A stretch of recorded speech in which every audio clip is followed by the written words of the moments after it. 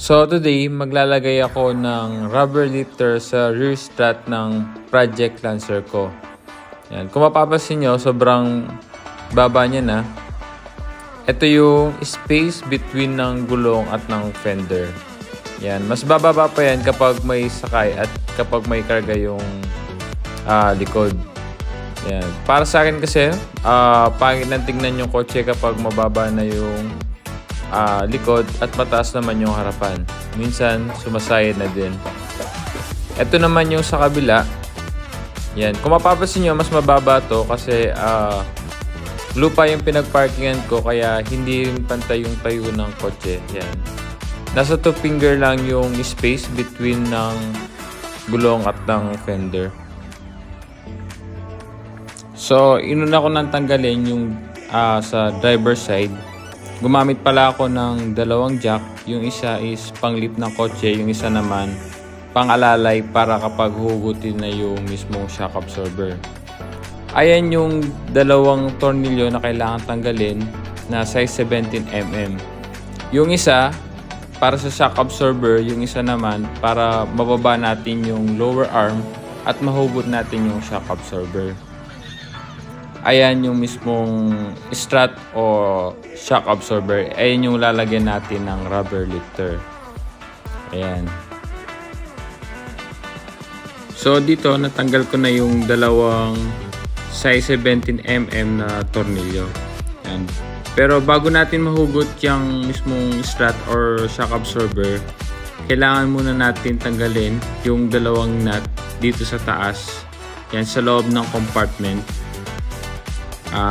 Ayan yung isang nut na size 14mm at ito naman yung isa.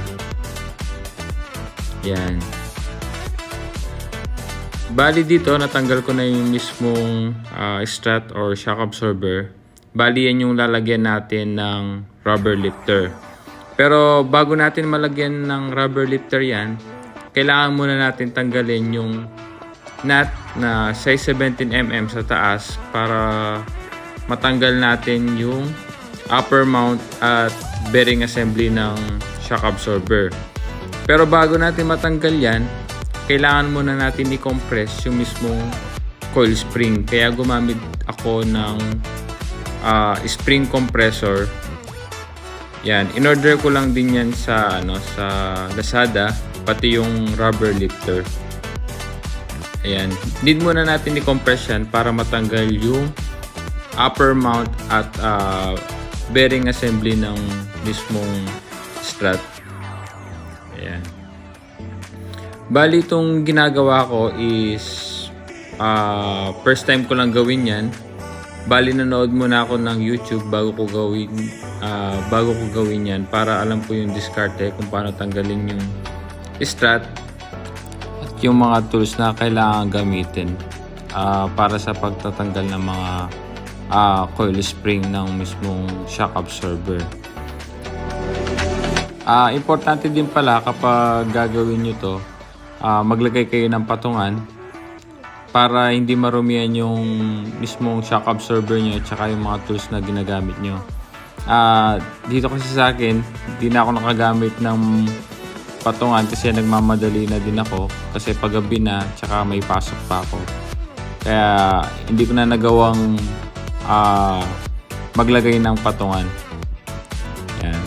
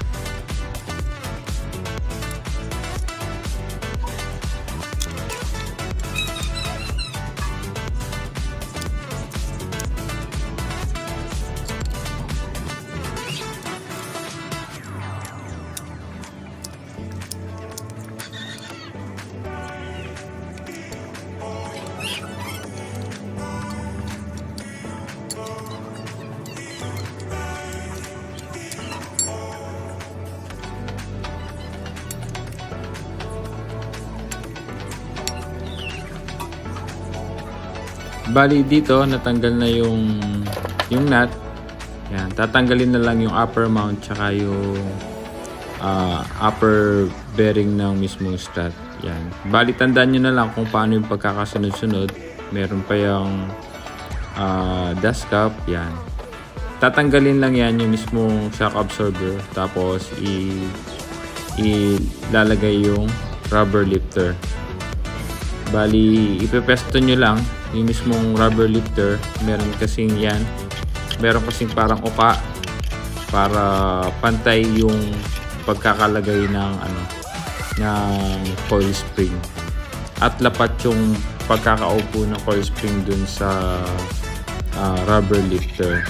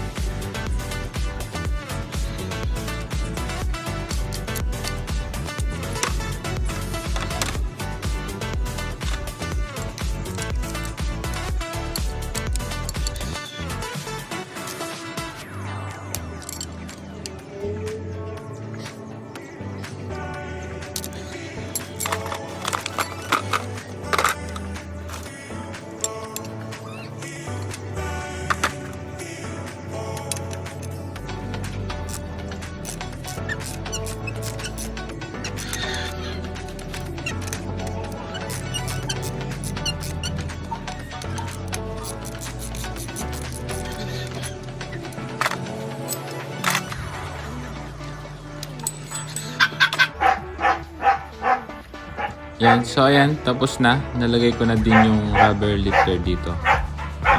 Ibabalik na lang sa mismong kotse. Ayan, yan, medyo madumi pa. Pagpasensya nyo na. Okay. Yan.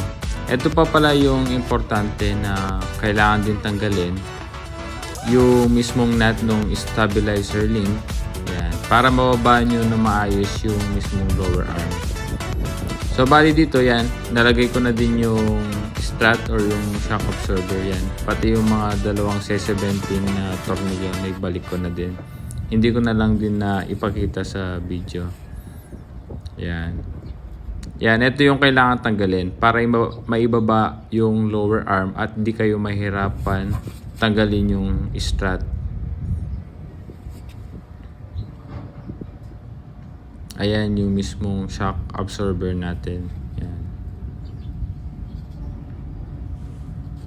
Bali dito pala, nagka-problema din ako. Yan. Naputol yung isang tornilyo ng shock absorber sa taas. Dahil sa sobrang kalawang na. Ayan yung naputol. Bali papalitan ko na lang din yan ng stainless na tornilyo. Bali isa lang yung nakakapit dyan. Ayan. Nung pagkahigpit ko, yan naputol. Dahil na din sa sobrang kalawang. Yan. Ayan na ngayon yung final result nung pagkalagay natin ng ngayong nakalagay na yung rubber lifter. Ayan na yung bagong space between ng gulong tsaka ng fender. Bali tumaas din talaga siya. Ng ilang inch din.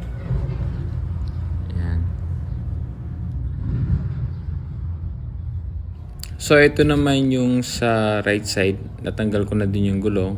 Yan, pati yung strut or yung shock absorber. Bali ilalagay ko na lang yung mismong rubber lifter dito.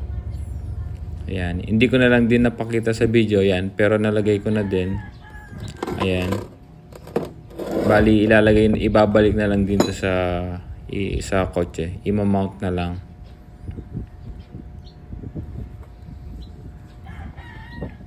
And bali dito, yan, ilagay ko na din ulit. Yan. Pati yung mga tornilyo na size 17mm. Yan yung dalawang yan.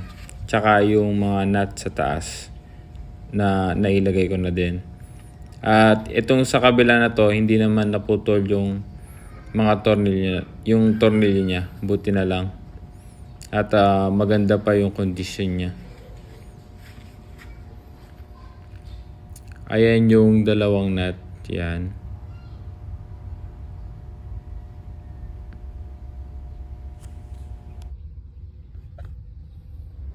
So ayan, naibalik ko na din yung gulong yan dyan sa right side. Yan. Tumaas na din talaga siya. Yan. Ayan yung space between ng gulong tsaka fender. Yun yung bagong space niya ngayon. Yan. Tumaas din talaga siya. Dahil dun sa rubber lifter.